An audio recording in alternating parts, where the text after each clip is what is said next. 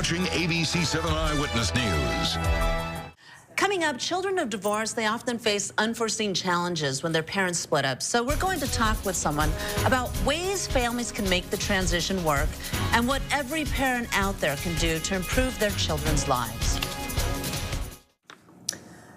With the start of a new year, people across the country are making resolutions to improve their lives. So that includes divorced parents as they work to give their children all they can. So former Cook County Circuit Court Judge Michael Ian Bender is here with some ideas for navigating those complex relationships, difficult times. So nice to have you here, Judge Bender. Thank you for having me. This is such a difficult topic, but you have your top 10 suggestions.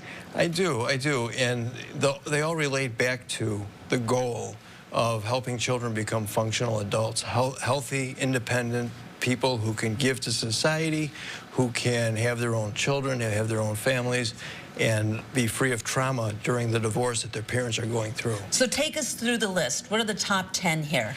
Really, it boils down to listening to what your children have to say, paying attention to them, assuring them that everything's going to be okay, and shielding them from the trauma that both parents are feeling. You also have stop arguing in front of the children. Tell your children that they are loved, appreciate the good things, and encourage love, even if it's love toward the ex, right? Children are entitled to love their parents. They're not the ones going through the divorce. They didn't choose to be there. The parents have made the choices. They got married. One or both are deciding not to be married anymore, and the children aren't divorcing the parents. Do you have that moment when you tell clients who are going through all the ugliness, the last thing that they want to show is love toward their ex in front of the children? What do you say to them? Do you stop them and say it's much more about, it's a bigger perspective, it's not necessarily just about you, essentially? I tell them, look through the eyes of your children. They have the right to grow up and be children, to enjoy the things that children enjoy, to be in activities, to have friends, not to have to worry about their stability, about where they're going to be living, about are they going to be able to eat.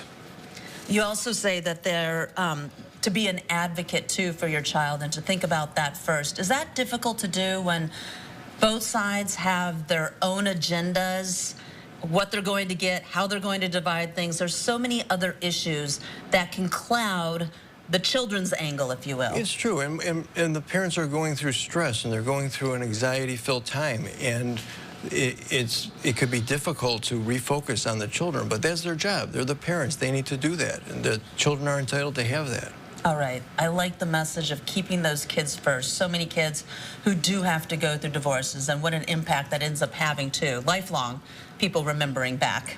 That's it. That's true, and people should bring in outsiders to help, mental health workers. The children could be in therapy, and a lot of parents say, "Oh no, therapy. There's nothing wrong with my child."